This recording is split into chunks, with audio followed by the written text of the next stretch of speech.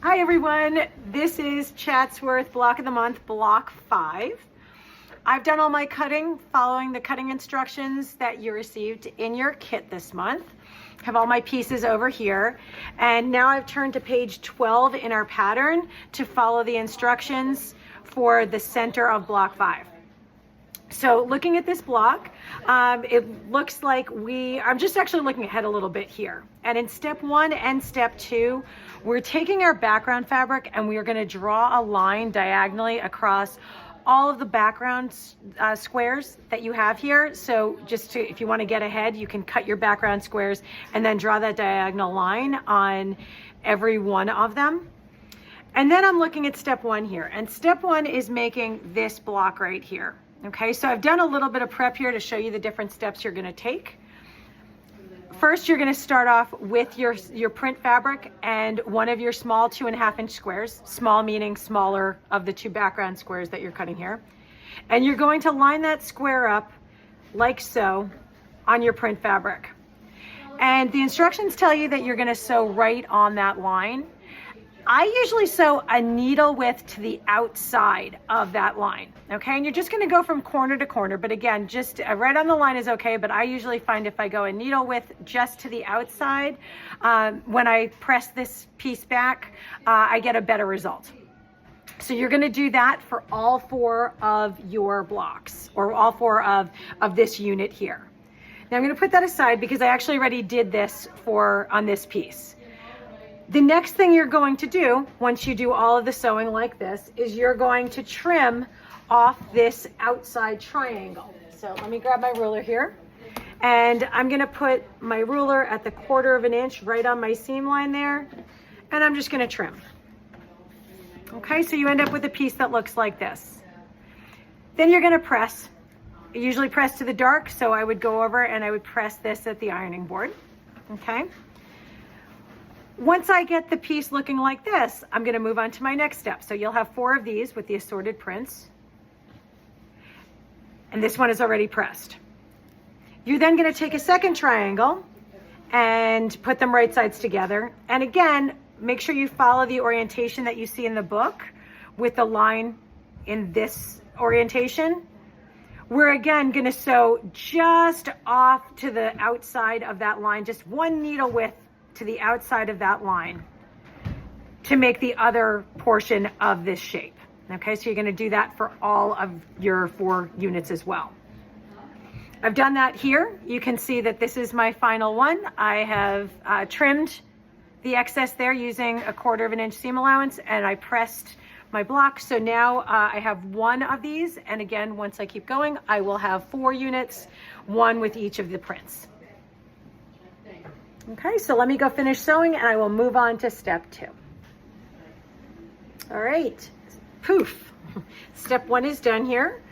I have my 4 units that are called Unit B within the pattern, and they measure 4.5 by 2.5.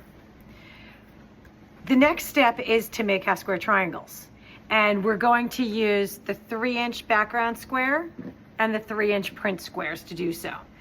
Again, you're going to draw those lines, if you haven't already done so, on the back of your background fabric. And this time you're going to sew a 1/4 inch to each side. So we're going to put these right sides together. And we're going to sew a 1/4 inch on this side and a 1/4 inch on this side. Then we're going to cut them apart by cutting right down the line here and press them to the dark. Okay, so let me go do that and I will be back. All right, so I've completed all of my half square triangles and they've all been trimmed to 2.5 inches square. The next step is on page 13 of the book. What we need to do is create this shape right here. This is Unit D. So we're gonna take our Unit Bs and we're gonna line these up right underneath to make sure we've got the correct orientation. So you just wanna check your diagram right here.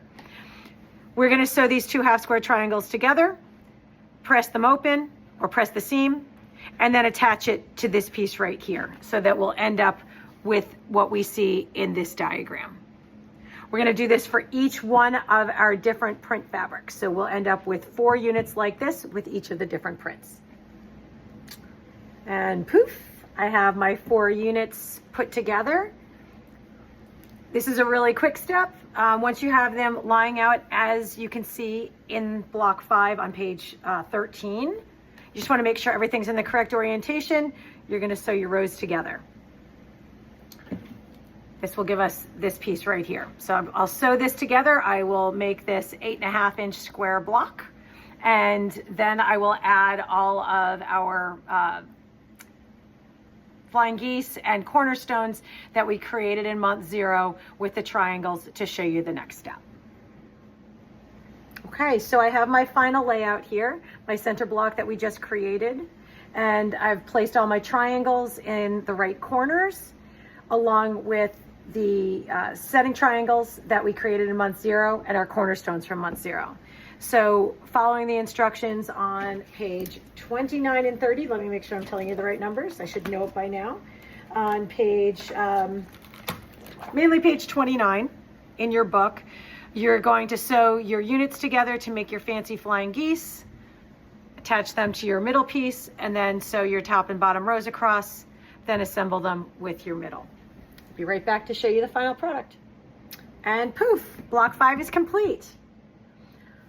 When you finish with block 5, don't forget to do your flying geese block. The instructions, if you're following the book, are on page 30 and 31. If you're using the paper piecing method, you can use those paper piecing templates that you received in month 0 or month 1.